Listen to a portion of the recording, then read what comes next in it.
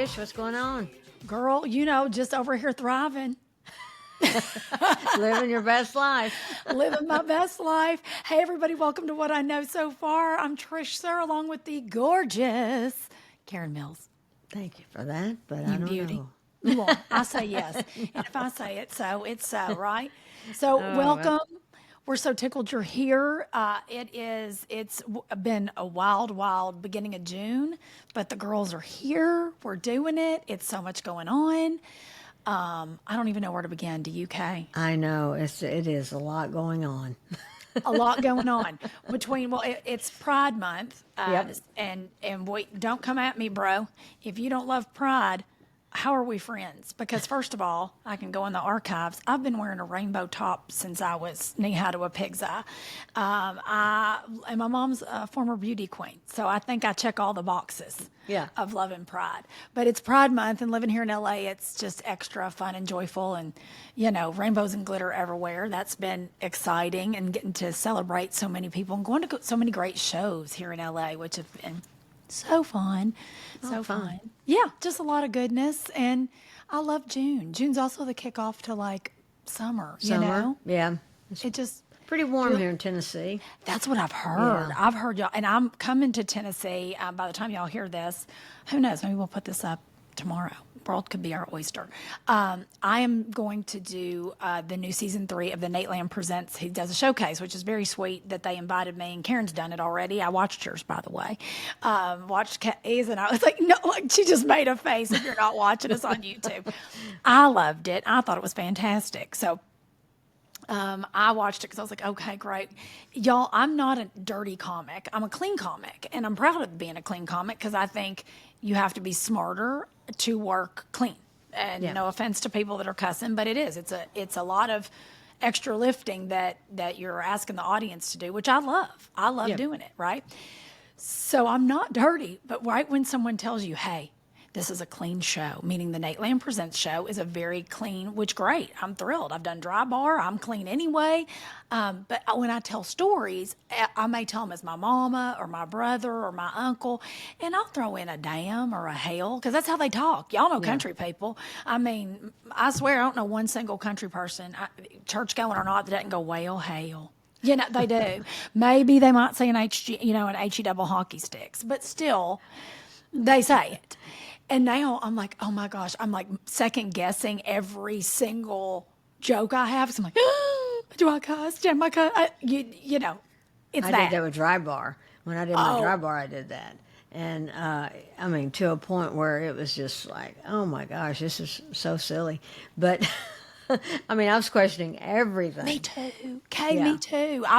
My dry bar set, and again, you're cleaner than me, and that makes me feel good that you're that clean and you felt that way, because I was like, I'm gonna throw up because I kept going, because I know the stories so well because they're real, right? So I don't ever I just think about what my mom said. I don't go, my mom said, well, my God, because that's what she does say. My mom is the queen of oh my law, but I'm like, is oh my law, oh my Lord to them, and am I going to get in trouble? Yeah. So y'all pray for me that I don't get down in front of that sweet group of folks at Nate Land and say an HE double hockey sticks or a damn it or a pissed, because my brother says pissed in one of my stories, and I'm like, please, Trish, don't cuss. It's a real thing. It's a real I did thing. my dragonfly joke on my Nate Land, and they cleared that. So okay, If you haven't heard Karen's dragonfly joke, I highly suggest you get to any of her social medias and just scroll till you find the dragonfly joke and laugh your butt off. It's one that the giraffe. I can't actually pick one.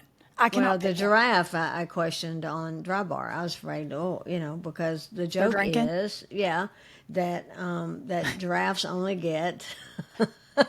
only sleep 10 minutes a day. So can't you see a herd of giraffes sitting around the bar late at night drinking long necks?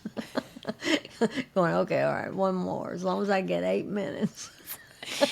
And then 3 drinks later, like, oh, I can't believe I have to get up in 2 minutes. Okay, that's all it is. Yeah, it's funny. But I'm thinking, are they going to not like a drinking joke? Or, I mean, you know, just start second guessing everything. Yeah, of course. you As soon know. as I mean, by the way, what brilliant! Just so you all know, if you didn't It's catch absurd. it, the joke craftsmanship from Karen Mills to say giraffes sitting around drinking long necks, like the wordsmithery that brings me such joy that Karen does. I'm just repeating stories of my crazy family. Karen wordsmiths things that I'm like, that was so good. You give me too much credit. Nah, no, I'm telling you right now, I think brilliant. You're like, I told her the other day, she reminds, I know you probably haven't watched it yet, but George Carlin's documentary, if y'all haven't watched it, George Carlin's documentary I think it's on HBO Max, and it's called George Carlin, I think it's called The American Dream or His American Dream, something to that effect. And just what a amazing career arc he had. I mean, love or hate his comedy. I loved his comedy because I think he just created his own lane. And he's been gone since, I believe, 2008. And his clips are probably shared more than any current comic as And we still speak. applies. And I mean, still just applies. like it could be today. Yeah. Yeah. It's timeless. What he's talked about for decades, it shows you how history repeats itself. Not getting political, so hold the phone if you're a negative Nancy. What we're saying is that somebody is an amazing comic, has such a timeless ear and eye. It's and in the special, Chris Rock says, which is really beautiful, Carlin would say to a degree that we're comics, I'm including myself, but not on, I'm not saying I'm George Carlin, but that we as comics are, none of us are, that we're philosophers because we're the modern day philosophers because we're all afforded this gorgeous gift of having a craft where we expand on thinking, really, if that, we're not in the Venusian days where we're going down Venetian alleys and going to galas. We live a very different version of philosophizing, if you will. Yeah, right. But I thought powerful. It's what we do, no matter what your background is, and I think that's what's beautiful. There's no class system in place. You can be of any background, culture, any country, anywhere in the world, and say your view. And we are one of the few professions that we write it, we perform it. There's no auto-tune. You can't fake it. You get immediate response from it. You find out real quick. Real quick. Which is actually what I love about it because Me too. I love that immediate feedback to know if it's working, if it's not working. I mean, if I had to wait 2 weeks to find out if that was good or not, then I could never fix it. I think about that in movies, right? When you see a movie and they're shooting something and some writers probably worked for years to write that screenplay and the actors are in place and they're delivering it and you may giggle on the set, but you might go see it in a movie and then everybody goes, you're sitting in the theater and no one laughs at the part that you knew killed and you're like, like, And you can't go back. and you can't go back. Well, And we you can can't immediately fix things. Yeah. fix it, or we make a note to make it better. Right. Because Oh, we yeah, know that's when we do it again, we're going to make it better. And man, don't you wish all of life was like that? Oh, no kidding. It's almost like we have these constant mulligans. Beautifully said, Kay. Beautifully said. I went out with Jace on Father's Day, my husband, and he was like, I just want to hit golf balls. I was like, I'll ride with you because I don't play golf. I'm a tennis player and a pickleball player now. So I was like, I'll go with you. And then he's like, babe, why don't you get out and putt with me? And I did.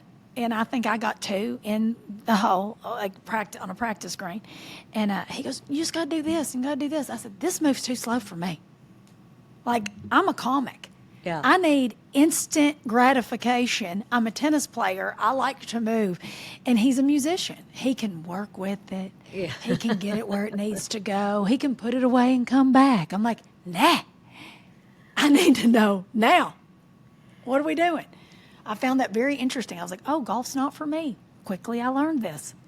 I played some golf. I played when I finished my eligibility in basketball. I had one more semester before I could graduate. I had to do my student teaching, and like I was going to use that. but anyway, so to finish out my scholarship, they put me on the golf team because I had to go with that extra semester. And Someone came to my show here in Chattanooga the other night, and she came up to me afterwards and said, "We played golf together at UTC." And I said, "You played golf?"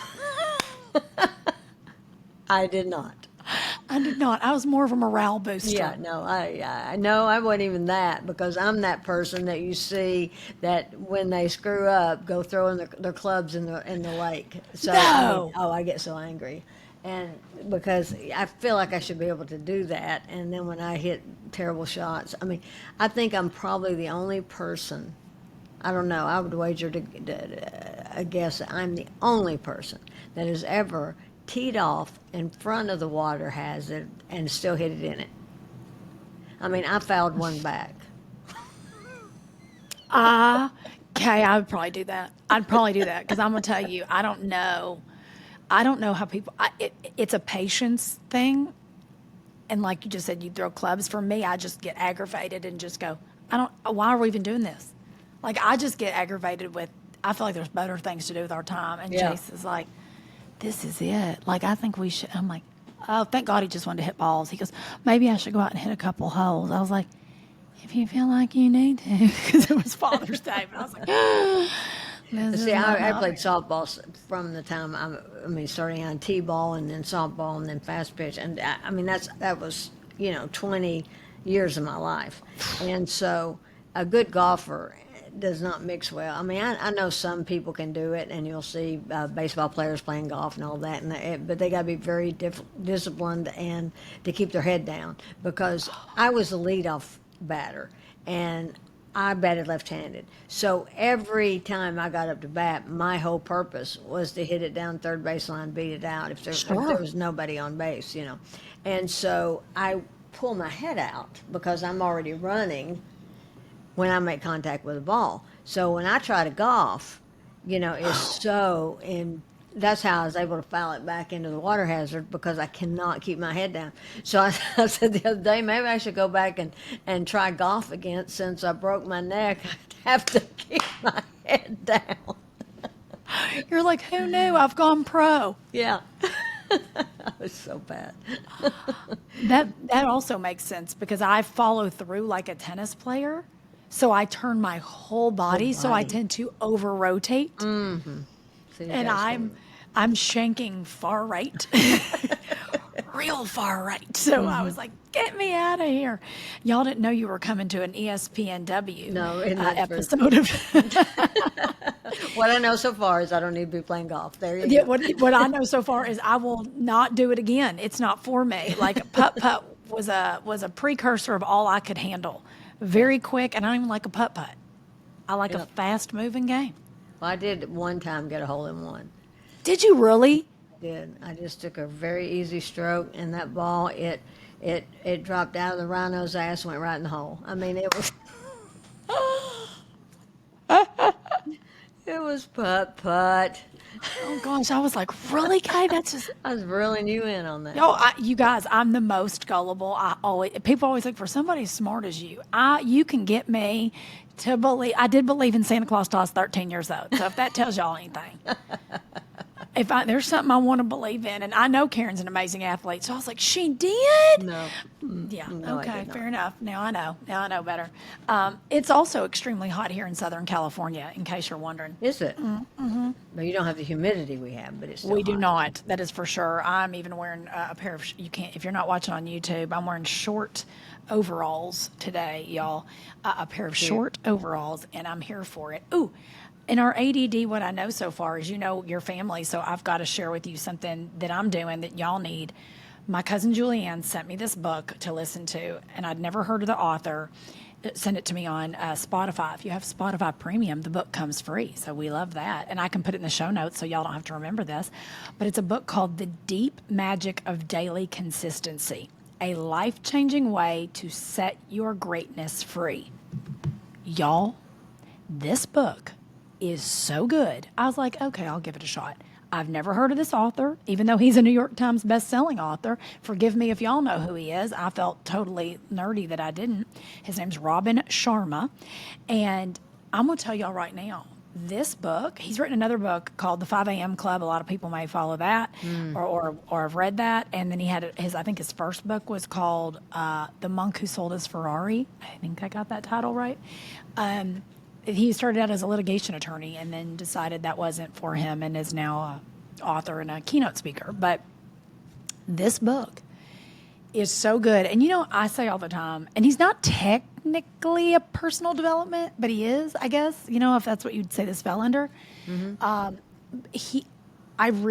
love the way he frames things, and it's not, I always say in anything that's personal development, it's not that somebody's saying something that's so mind-blowing you've never heard it before. Like, of course, consistency is everything.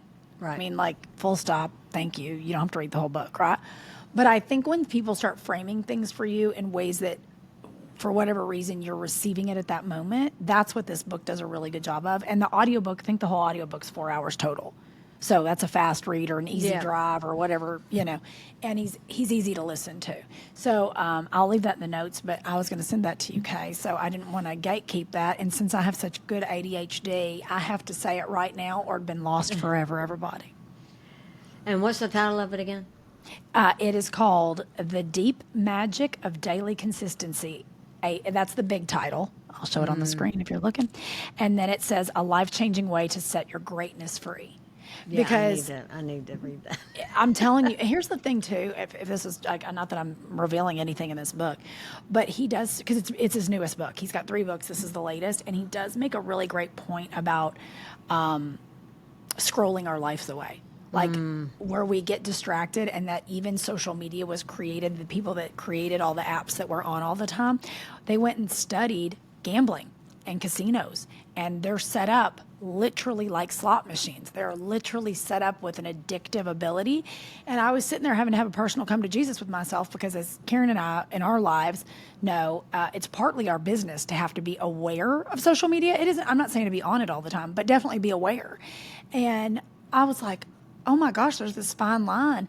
And yes, I have the limits and alerts set to, like, you've been on for 2 hours. Like I have all that set on social media, and I have timers on my phone to say, put your phone down, like physically just put your phone down. And that will make me either go work from a laptop or realize, oh my gosh, I've been on the phone too long. But he makes a really good point about how many things we have now in our lives that are distractions that are keeping us from our greatness and our purpose. And I have been in the trenches of absorbing this book. So I say, if y'all get a chance, add it to your queue. I need to add it to mine, that's for sure, because I doom scroll sometimes. And I don't every day, but sometimes I lose too much time. I could have done something so much more productive, and I'm just like, what are you doing? Oh, girl, yes. It makes me crazy when I do it. Yes, I've said, I'll say it before. I need to buy a Faraday bag. We've had this, the Faraday bags you can put your phones in so they don't get a signal. I need to buy a Faraday bag and be like, bye boo. Like if I know Jace is home with me, that's fine. Because look, he'll have his phone. I know he won't. I won't get him to put one in a Faraday bag. So if something, God forbid, catastrophic went down, Jace would tell me. But I don't need to know. I've turned off all the notifications on my phone, which has been life-giving. Wow. Life-giving. The only notification I have on is I turn on Delta when I travel, just for, flight information, obviously. And Jace is my only emergency contact. So, like, he has a ring through. So if something really does go on in the world, he's the only number that is a ring through to me. And my Aunt Teresa, and I've told her that, so now she's very sparing when she's like, I am? I said, you are. She goes, okay, well then I won't call to tell you about this recipe. I was like, thank you, because, she's so precious. She'll be like, I've got a 3-ingredient bread. You need to make it. I'm like, I love you. So I will say, I'm trying to get to the point now where I'm less dependent. I think I've told y'all before, I can link this too. There was an episode, I'm going to write this down so I don't forget, you guys, of Diary of a CEO. I think I told you this, Karen, with Simon Cowell on the episode. Yeah. And they asked, Stephen Bartlett asked, whose podcast it is, asked Simon so many great questions, but he said, what were the 2 things you'd tell somebody? And he said, to stop eating sugar. It'll change your life all the way around, mental focus, fog, all the things. He goes, and to not have a cell phone. Wow. And I was like, well, it would be nice to be at that level, Simon Cowell, that I have a physical person that could carry a phone. Like, like lovely that you don't have one because you have staff Yeah, that can right, carry a right. phone. Anybody can come get you if there's anything you need to know. Correct. Yeah. Like, I love your third world problems. I mean, Yeah. privilege problems there, Bobo. But it did make me stop for a second and go, he's right. Like, gone are the days when you'd explain to somebody what a landline was. Like, Oh, yeah. I've tried to Nobody even explain. knows. No, they don't understand what it meant that, like, oh, you couldn't be reached. You just couldn't be reached. And you just had to get in the car and go, and you couldn't catch up on correspondence. You couldn't ask Siri where you were going. I mean, you just took Or off crazy with a question. map. Yes. Last night, Jason and I were watching a documentary. I'll have to think about what it was, and it was probably a rock doc. Oh, we were watching a rock doc about George Harrison from the Beatles. And Jace is one of those people that when you're watching something, if he has a question, he instantly gets on his phone and starts looking it up, and it drives me nuts. I'm like, just be present to what we're watching.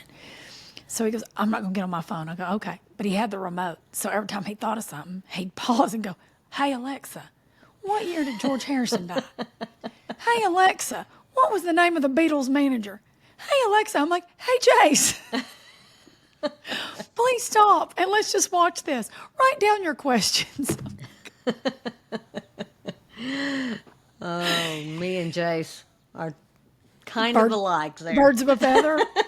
It's okay. Look, If I have a question, I'm trying. This is my real goal going into this next decade of my life, but really let's just try to get through the next 6 months, everybody, is being more present, because I realize how distracted we all are with everything. Like I'll get up in the morning. I'm like, today's gonna be the best day ever. Like, I'm so excited. Great things are gonna happen today. That's really how I get out of bed. I'm like Snow White. It's annoying to most.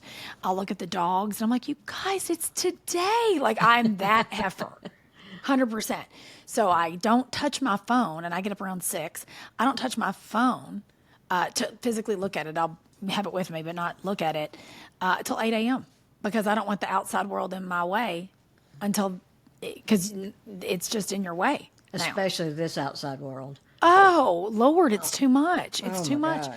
from everything. I mean, it doesn't matter. I don't care. I don't care what it is. It's all just too much. And you have to just protect your peace to a degree of loving each other well, being kind, remembering that just how to love everybody, because that's all everybody wants. That's all everybody wants on this planet, is to love, be loved, and have peace in their life, whatever that peace looks like for you. So I'm forever like Jason's, like, you are like literally like waking up with a Care Bear, because I'm like, good morning. Like, the dogs are all joyful, and it's been so pretty here in the mornings in Southern California that we get up, I go outside, I pray, then I meditate, then I write my journal, and then I have my coffee. Of course, I fed the dogs first, or there'd be none of that peace, let me just say. Yeah, there'll be no peace until that's done. No peace, because I am their staff. I'm aware. So as soon as they've had their morning, I go have my morning. And it has been so beautiful sitting out, like with the sun coming up. And I just That's the sit. best, isn't it? Oh, I feel so grateful that we have jobs that allow that. Like, truly, I mean, it's not by mistake. I crafted this life on purpose, as did you. I've crafted a life where I get to go and just sit in such gratitude for all the things that I create, and I wish that for everybody. I mean, I know it probably sounds a little Pollyanna, but I do. I wish that even for people that maybe not agree with me or can be buttholes, it's okay. I want you to have a peaceful, magical life. I just would like you to be kind, If they That's did, all. they wouldn't be as big of buttholes. They wouldn't. They'd feel so much better. They'd feel so much better. Yeah, there's so much anger. For everybody in every which way. It's like life wasn't meant to be that way, y'all. Like, and I truly believe in my whole heart that there are more good people in this world than bad people. I truly believe people are more kind than they are icky. Yeah, the ick is just the loudest. Yeah, unfortunately, someone needs to just hit the mute button over there. I know. It's too much. I just like for people to be kind. You and I both. And you know, I keep wanting to save every animal on planet Earth. Poor Jace. I am on a daily basis like, we need to foster. And he's like, when you say we, it means me. I'm like, I know, I'm sorry. that little dog you sent me. Oh, my gosh. I sent Karen this dog. You know, and very rarely, I know Karen's me, and we want to save every animal on Earth. But every once in a while, I'll see an animal, and I'm like, it screams Karen and Christy. It's like, save me, Trish, rescue me, so then you can take me to Chattanooga. And this little dog popped up in my feed, and I was like, why does this remind the baby goes with your color palette. She was a beige on cream on ivory. She had these big brown eyes. She was yummy. And She was yummy. I'm sorry, that's dude y'all cussing and doing. You know, it wouldn't be an episode of What I Know So Far if there wasn't a dog. That's right. He's like, are you talking about another dog? Yeah, he's like, you're bringing somebody in. I don't need to raise another baby. Yeah, I showed it to Christy, and she's like, oh my God. I mean, that was. It was one. I know. I know that you love them all like me, but that particular dog, this particular baby. I mean, if it was a different time, just so crazy, busy, gone all the time, I just don't feel like I can do it right now. But I tell Jay all the time, that's I'll one know I would have grabbed. I'll know I've made it when we can have a dog nanny.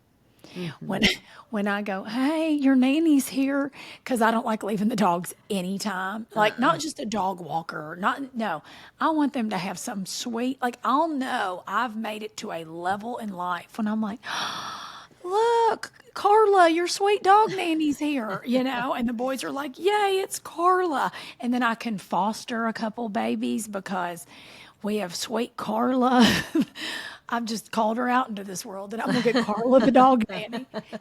Jason's like, I know, and I eventually would be one of those people you see online that have, you know, donkeys running to them and goats, and I mean, I just love it all. You, me, and Josh Wolf. Josh Wolf and I send each other miniature donkeys.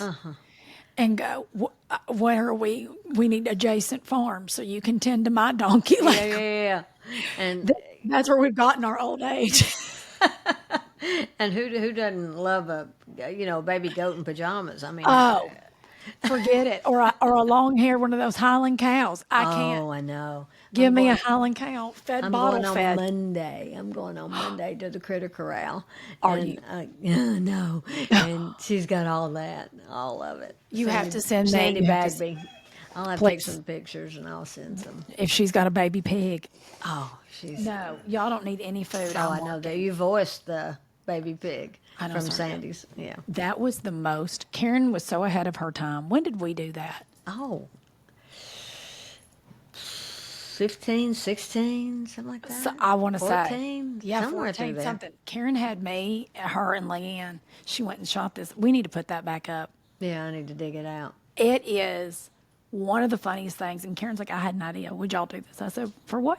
She goes, I got these pigs out the Critter Corral. And there's some, older Potbelly pigs. Potbelly pigs. They were a little bit older, wallowing in the mud, living their best life. But they had just had a baby pig. And she was spry, honey. She was on the move, that little girl. And Karen goes, would you do this? Just Leanne and I are going to do voiceovers for these. Yeah, it's going to be like menopausal pigs. Menopausal pigs. With those pot bellies. And then Trish doing the baby pig that had all the energy and telling us we weren't eating right. And Trish, you're hilarious in that. So is Leanne. So you both y'all are. I mean, both. Oh God, when Leanne goes, on this mud.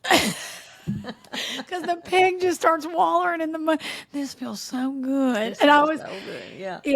It's one of the, Karen, you have to dig that up. Y'all, it is one of the fun, to this day, it holds up, as they say. It holds up. Yeah, it does. And now everybody's voicing animals. But when you realize Karen had this idea in 2014 for us to voice these pigs, and I remember that she brought us the video, and I watched it, and I voiced it over in a hotel room. We were on the road in one take. Jacksonville, I think. In one take. And I mean, you didn't even miss a beat because it's hilarious. Every time I hear you doing it, I just die. Sorry, y'all. It's okay. See, who was that? My husband, because he has a call through. My phone's on Do Not Disturb. You know, what a time to be alive. See, at least you got to know. Which also, did you know, look, other things I'm learning this week. Did you know in my ADHD that on our iPhones, we have a separate area if you go under settings for legacy contact? Do you know about this? I do not. Okay, everybody, listen to me. PSA, Trish Suhr, tech genius. Here we are. I'll leave you with this information before we go. In your phone, if you have an iPhone, there's a thing called a legacy contact. So if you, God forbid, untimely pass away, you're in a coma, so whatever, I don't know what it is, but just as much as all of our pictures and assets are on our phone, you can name a person to be the person that is allowed your legacy contact who has the digital assets to your phone. And if it is not, if you don't have that person, too bad, so sad, that phone stays locked. So it's a good idea to name somebody, almost like a power of attorney, right? You know what I mean? Like if you need something, you can name and you can put in there, and you can name as many people as you want, by the way. And you can go in anytime and take it off, by the way. But I think it's a really smart thing. So obviously I've named my husband, but because I think of not only everything that he would need to get into if something happened to me, but also all our pictures and videos, and just to be able to see the person that you love. And and I did not know that. And then it's if you want to Google it on your phone, just through the drop down, search legacy contact, and it'll tell you what it is and learn more before you name somebody. But it is, I think, something we all should do. And I just told my Aunt Teresa, I told my mom, she hung up on me. It's fine, love and light. I was like, Judy, you don't have anything I want. I just want to make sure if there's something you need, we can get, never mind, name somebody else, it's fine. But my aunt was like, absolutely, we're doing this. So I think it's a really smart thing for all of us to have. So it's separate from your emergency contact. You know, it's just, or it could be the same person. But how do they get in your phone?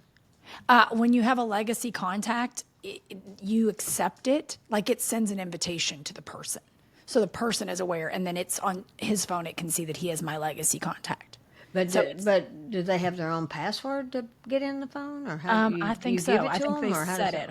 Hold on, let me put in right now. Legacy oops, sorry. You guys look at me. You're learning in real time. I was really impressed by it, and I thought it was a really great thing because I think about, we couldn't get into my dad's phone when he passed away. Thank God my brother was a Navy SEAL, so he just took it to there. Let's see, legacy contact iPhone. Here we go. I'll read it for you, everyone. Here we go. A legacy contact on iPhone is a designated individual who can access your Apple account data after your death. This feature allows loved ones to access important information like photos, messages, and documents stored on the cloud. You can set this up through your iPhone settings. So if you want to Google it, it'll tell you exactly how. What data is accessible. The legacy contact can access most of your iCloud data, including photos, messages, notes, files, documents, and device backups. So, you know, it was, and I am sure there's a whole thing on here on iPhone. If you Google this information, just Google how to set it up. There is an entire video by Apple to tell you how to do it. But I think it's a really important thing, you know. So that's also super, super, super important. Look at me. I've now turned into your legal counsel. Have you guys doing trusts? No, I'm not. I'm just kidding. Powers of attorney. Quite a good tip for everyone. Well, I thought so. So, see, this is what you get. You don't know what you're getting. Could it be beauty? Could it be life tips? We don't even know what you're getting. We don't know till it comes out of our mouths. What a time to be alive. We're going to find the good if it kills us. Yes, we are, and it may kill us. And it may. It may, but at least we'll go out smiling. Yes. That's how I feel. Kay, where are you going to be this week? Actually, I'm going to Wilmington, North Carolina. I leave tomorrow. Okay. Yeah, I'm going to be opening for Leanne. She's filming her next Netflix special on Saturday. Oh, how fun. Oh, y'all are going to have a time. Yeah. And I'm sure she's going to kill it. Let's be real. Come on. Oh, yeah. Come on. And I'll be in Nashville. Good. So if y'all want to come out this weekend, I'll put this up tomorrow so everybody can hear the pod. When is it? When is the I'm the actually taping? Sunday. There's Sunday. 3 tapings. Okay. There's Sunday, Monday, yeah. and Tuesday. Is that right? Yes. Sunday, Monday, Tuesday is how they're doing it. I'm doing the Sunday show. So it's June 22nd. If y'all want to come out, I would love to see you. I have no idea what I'm going to say. I should probably work on that now. You'll be great. I love you for your positive energy, Kay, because I literally don't know what I'm going to say. It could end up like this podcast. Well, that's the good news. Even if it did, you could roll with it. Me, I have to be planned. And I know. I love you so much for that. I want so badly to be as planned as Karen. I don't ever have a plan. Nah, but you never know that you don't have a plan because you can go without missing a beat. I mean, I would fumble over everything I was saying if I didn't have a plan. So, that's a real talent of yours. I love your heart. Thank you for saying that, because some days I think people must go, oh, my Lord, that poor girl smells burnt toast. She's going to stroke out right here on stage. I just like it spontaneous, everybody. So if you're lucky enough to get to see Karen this weekend and Sweet Leanne Morgan, have a great time in Wilmington. I hope I see you in Nashville. You can find me at all things at Trish Suhr. Please rate and subscribe and review this podcast. It means so much to us wherever you listen to podcasts. Karen Mills, where can everybody find you on social media? KarenMills.com, and you can just go from there because See all that? my links are there to all my socials. And next weekend, I'm going to be with the hilarious Kathleen Madigan. Oh, my Lord, y'all. Oh, my gosh, what a time. You have got two big weeks in a row. I do. I'm sad I'm not with y'all. Where are you going to be with Kathleen? Charlottesville, Virginia, and then Bristol, Tennessee. Oh, fun. Yeah. So Y'all get out. Don't miss those shows. What a dynamic duo. And then July, I'm off the whole month. I have one corporate in July, y'all. I mean, a private show. I have one private show in July, and the rest of the time, your girl's going to be Mexico and home. Yeah, we'll be able to bank some pods. Let's do a bunch of shows. Yeah, we'll do some shows for sure. Oh, y'all, look what you just got. We're going to do a bunch in July. Yeah, but it's just for the 30 years I've been in comedy, July is always the shutdown month. Everybody's on vacation. They're going and doing and with their families before school starts back. So yeah, and to be honest, it's like the sun is out the longest in July. So it's like, the last thing I don't want to come into a comedy club. So I certainly don't expect y'all to want to come into a comedy club. You know what I mean? Like, the sun's still out. Nah. Yeah. Or at least at my shows, the sun's still out, because I like to, come on. Karen and I like a sensible hour. Come on, that's how we do right. it. We love it. Well, then let's do a bunch in July. So y'all, good. Let us know what you want to hear. If there's something specific you want to hear, we'd love to know it. And let's make it great. Let's make it great. Let's be kind to each other, and we'll see you super soon. Sounds good. Love you, Trish Suhr. Love you, Karen Mills.